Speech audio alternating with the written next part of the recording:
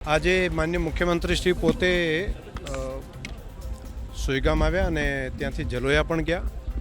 અસરગ્રસ્તોને વ્યક્તિગત રીતે પણ ત્યાં મુલાકાત લીધી, કેમ્પમાં પણ મુલાકાત લીધી.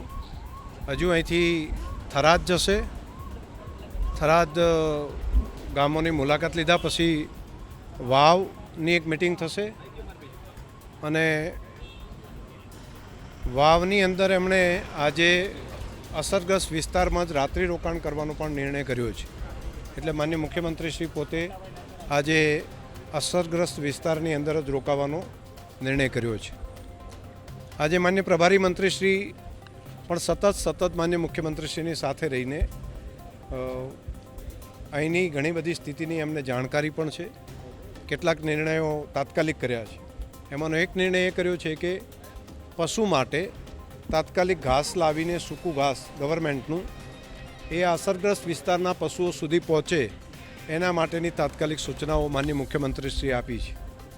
બીજું, કેસ્ટોલ જે અસરગ્રસ્ત વિસ્તારો છે એને તાત્કાલિક કેસ્ટોલ મળી જાય, ઘરવખરી મળી જાય અને એની અંદર લગભગ ગણતરીના દિવસોની અંદર એટલે 2 દિવસના સમયગાળામાં જલ્દી કઈ રીતે પૂરું થાય એના માટેનું કામ એની સૂચના આપી છે. એટલે હું માનું છું કે બહુ ફાસ્ટ મૂવમેન્ટ એની પણ થશે. ખેડૂતોને ખેતીના પાકમાં જે નુકસાન થયું છે તેનું પણ તાત્કાલિક સર્વે કરવું અને બાયસેગના રિપોર્ટ છે એના આધાર ઉપર પણ એનો ઉપયોગ લઈને પણ તાત્કાલિક જેને નુકસાન થયું છે ખેડૂતોને એના માટે પણ સર્વેની વ્યવસ્થા માટેનો નિર્ણય કર્યો છે. જેમને ગાય ભેંસ મૃત્યુ પામ્યા હોય, પશુ મૃત્યુ પામ્યા હોય તો એનું તાત્કાલિક સ્થળ ઉપર જ ત્યાં ફોટો પાડીને ડૉક્ટરની હાજરીમાં જે માલિકનો ફોટો અને પશુનો ફોટો પાડી અને તેને પણ સરકારની સહાય અપાવી. તે સિવાય ઘર વખરીમાં જેને નુકસાન થયું હોય, મકાનનું નુકસાન થયું હોય એના માટે પણ અત્યારે ચર્ચા કરી છે. હજુ પણ આજે રોકાશે.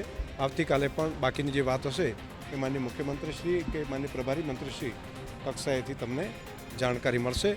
પણ હું આભાર માનું છું માન્ય પ્રભારી મંત્રીશ્રી, માન્ય મુખ્યમંત્રીશ્રીનો કે એમણે સતત અહીં આવીને પૂરી અધિકારીઓની ટીમ આ મુશ્કેલીના સમયમાં આ સરહદી વિસ્તારને આપણને આવીને મદદ કરી. મને ભરોસો છે કે પ્રજાજનોને પણ આના કારણે ફાયદો થશે.